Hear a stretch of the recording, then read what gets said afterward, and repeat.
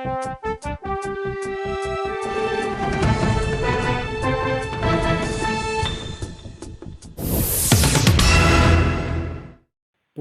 dan Wali Kota se-Jawa Tengah diajak Gubernur Ahmad Lutfi untuk fokus pada pembangunan infrastruktur di tahun 2025. Ia tak ingin anggaran APBD yang kecil justru diicrit-icrit atau dibagi-bagi secara kecil ke banyak program. Anggaran yang diicrit-icrit disebut Ahmad Lutfi kurang bisa dirasakan manfaatnya oleh masyarakat. Sebaliknya, pembangunan yang terfokus dengan dana gelondong akan lebih terasa manfaatnya bagi masyarakat. Bupati dan Wali Kota, kalau kita garap bareng pembangunan ini, maka kita seperti orang boncengan. Kerja fokus, tidak diicrit-icrit, masyarakat tidak akan bisa menikmati.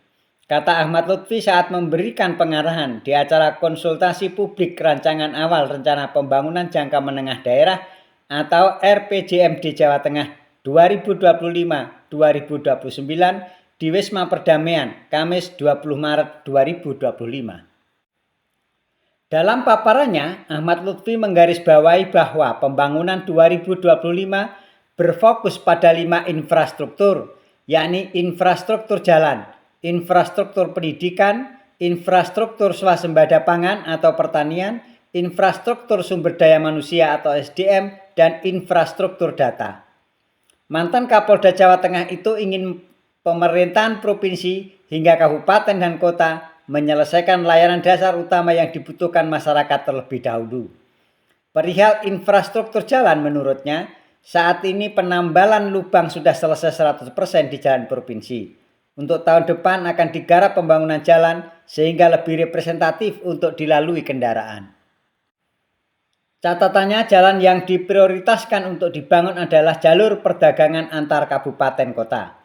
Khusus pembangunan jalan, PU Dinas PU Bina Marga rapat khusus untuk koneksikan jalan ekonomi yang diprioritaskan. Koneksikan perekonomian di kabupaten dan kota, ujar bapak 3 anak ini. Infrastruktur kedua adalah pendidikan. Ia menginginkan tak ada lagi sekolah rusak di tahun 2026. Artinya harus selesai renovasinya di tahun 2025. Kemudian infrastruktur swasembada pangan.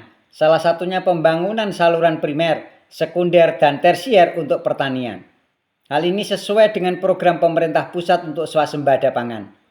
Keempat, infrastruktur SDM dengan cara pengembangan program yang tepat di Balai Latihan Kerja. Nantinya akan ada 160-an program pemerintah provinsi yang akan disebar di kabupaten dan kota. Melalui program-program tersebut, maka bupati, wali kota, dan gubernur bisa berkolaborasi memajukan wilayah. Sekretaris Daerah atau Sekda Pemprov Jateng, Sumarno mengatakan konsultasi publik rancangan awal RPJMD Jawa Tengah 2025-2029 untuk mengawali agenda Musrenbang. Kegiatan Musrenbang akan digelar pada bulan Mei 2025. Kami juga sediakan link untuk stakeholder maupun masyarakat Jawa Tengah bisa memberikan saran dan masukan RPJMD 2025 sampai 2029, kata Sumarno. Jadi hari ini kita pembahasan tentang RPJMD. Jadi RPJMD ini kita lakukan agar terjadi adanya linear kolaborasi antara pemerintah kota, provinsi dengan kabupaten kota.